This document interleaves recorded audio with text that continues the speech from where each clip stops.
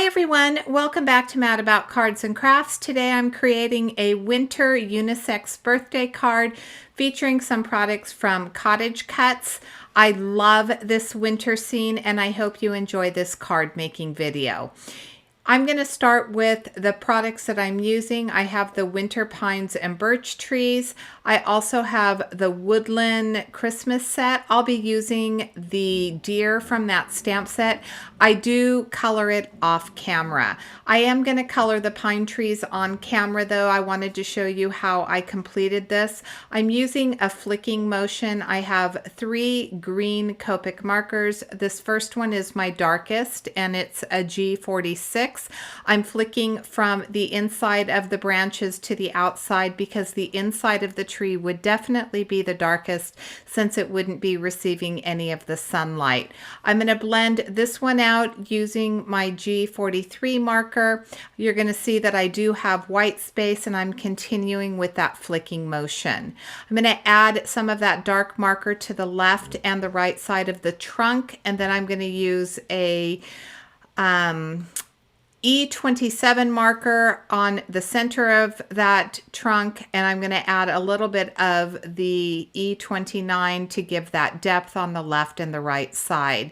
I thought I would try something a little bit different. I've never done this before, but pine trees do have twigs or branches, so the needles do come off of a brown branch, and so I thought that I would take the E27 marker and I would go down each of the evergreen branches to give that brown tone, and I blended it out with my G46, and then I came back in with the G43, and then I'm going from the tips of the branches in using my lightest color, which is going to be my G40 marker. And I really like the depth and I like the texture, everything that I was able to achieve, what I thought that I was going for. I think it came out perfect. This is probably one of my favorite pine trees that I've created, both of them. I did each of them a little bit differently, but I really love the way these pine trees turned out.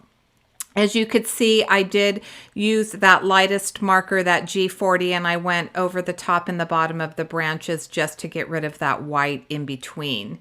I started again with my darkest color, and then I am coming in with my tree trunk. So instead of adding that G46 down the center of the trunk first, I just came in with the darkest color, which was the E29, and then blended down the E27. I am adding the lightest color again, which is the G40, and then I'm going to blend it all out using my midtone, which is going to be the G43.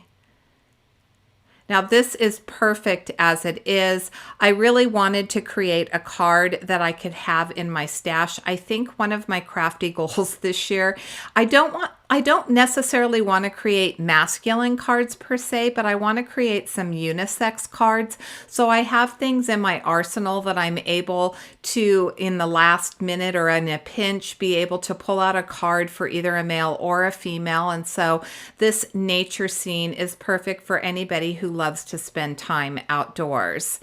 I am coloring the birch trees, which are part of the winter pine and birch die set. I started with some lighter W2 markers. I started with the W2, sorry, and I added my birch tree lines. I didn't feel like it was defined enough, so I did go back over it with a W5, and then I blend everything with my W0, and I like that so much better because the birch trees are going to have that little bit of etching on the limbs. I did add a little bit of gouache. If you're not familiar with gouache, I am using this straight out of the tube. So gouache is a medium that's in between a watercolor and an acrylic paint. So it's opaque when you use it out of the tube. It's a little bit more translucent, not fully translucent, but more translucent if you mix it with water.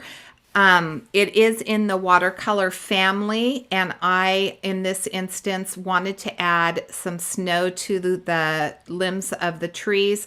I'm using a very fine paintbrush. I don't even know what size it is. I would venture to guess it's either a 1 or a 2, and I'm taking it straight to that gouache. The only water involved here is the water that is on my paintbrush. I didn't add any water to that gouache. I'm adding it to the V in the pine or the birch trees, and then I've also added it to some of the limbs. I created this stencil using a Lawn Fawn stitched hillside border and some Duralar paper. I will link the Duralar in the description box below. It's what I use to create my stencils. I wanted to mask off the bottom. I didn't want to cut a snowy hill and add more dimension. Surprise, surprise, because I am Miss Dimension, but I didn't want to add that for this card because if it's going to a masculine or a male recipient, I don't know. I just didn't feel like having all that bulk would really impress a guy all that much, and it wasn't worth wasting my fabulous dimensional foam tape on. I'm using an interesting color combination. So you saw that I started with salvage patina at the bottom. I added some prized ribbon towards the top and on the sides, and then I blended that out with some broken china. I'll blend the whole thing out again with the salvage patina and then use what's left on that brush of the broken china to blend it out even more. And I love this color combination. It was something that I just tried on a whim, and I think that I will go to it again. I did my clapping motion. I added some water in the palm of my hand and I clapped over my card panel. As you can see, I was using Distress Oxide ink, so it did give that oxidation, and it's adding that little bit of texture to the background. I'm going to do something that you're going to kind of cringe at because this is going to look like it's a horrible mess, but really it's not. I knew what I was doing. I am using a sponge dauber and some weathered wood. I did take the top half of that stencil that cut off and I added it to my sky just to protect it, and then I use that finger dauber just to dab on some color. Now you notice that I did add some of that weathered wood down towards the bottom of the hills. That is because I wanted a little bit more shadowing where the trees were going to be. So I kind of had an idea where I wanted to place those trees, and so I added just that little bit of weathered wood down there. And of course I added the weathered wood to the snow to give it a shadow effect. I've added both birch trees, or I've added both pine trees to the left side of my panel. You notice that I did stagger them so that I have some that are growing, or one that is growing a little bit higher up the hillside than the other. I didn't want them straight across because that would lose some of the interest and the natural effect of the scene. And then I did the same thing with my birch trees on the right. I'm going to add my sentiment. This is a Brutus Monroe sentiment. I will have it linked in the description box below.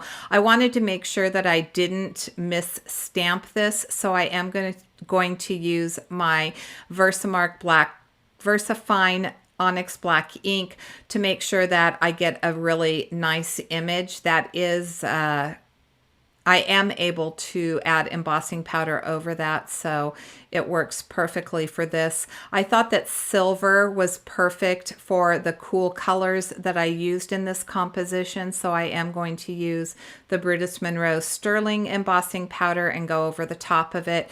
Once I finish with that, I will heat it with my heat tool. I didn't mention, but you saw that I did use my anti-static tool because that ink I made sure that ink was really dry from the ink blending before I added my embossing powder. And of course, that's why I use my anti-static powder to make sure I don't get any stray embossing powder anywhere else. So this is what I was talking about. Now I'm adding water to the gouache, and you're seeing that it's moving just a little bit more. So I got more texture when I went straight to the gouache with my paintbrush, but now I'm smoothing it out using a little bit of water, and I'm going over those shadowed areas where I added that weathered wood. I'm adding it to the bottom of the tree where the snow would have gathered up just a little bit, and then to the bottom of the birch trees.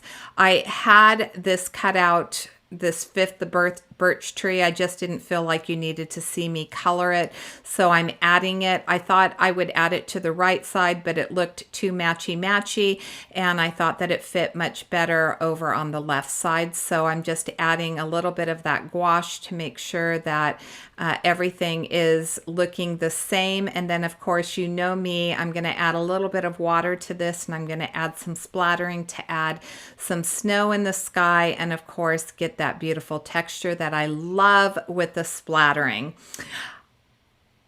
All right, so moving along, I did add splatters to my deer. As I mentioned, I did color him off camera. I'm going to glue him over to the right where the birch trees are, and then we're going to start putting our card panels together. So this card panel is cut to 8 1/4 by 3 1/4. I do have some Brutus Monroe Raven cardstock, and I've cut that down to 8 1/2 by 3 1/2 inches, and that's what I'm going to mat this on. I did use one of my gray Copic markers to add some shadowing under the feet of this deer, and then of course I needed to have that same tone, and I added a little bit of the gouache over the top of that Copic marker, and you can't tell the difference between the weathered wood and the Copic marker. It all just kind of blends together nicely. I used some glue, some wet glue to adhere this, and I'm gonna bring in a teal card panel. This is a 8 3/4 by 3 3/4 top folding card panel. I believe it's Tiffany Blue from Simon Says Stamp. And that's going to complete my winter card for today. So I hope you enjoyed this video. If you did, I would love for you to give it a big thumbs up. If you haven't subscribed to my channel, please subscribe and ring the bell so that you're notified whenever I do upload a video. Until next time, I hope you have a fabulous day.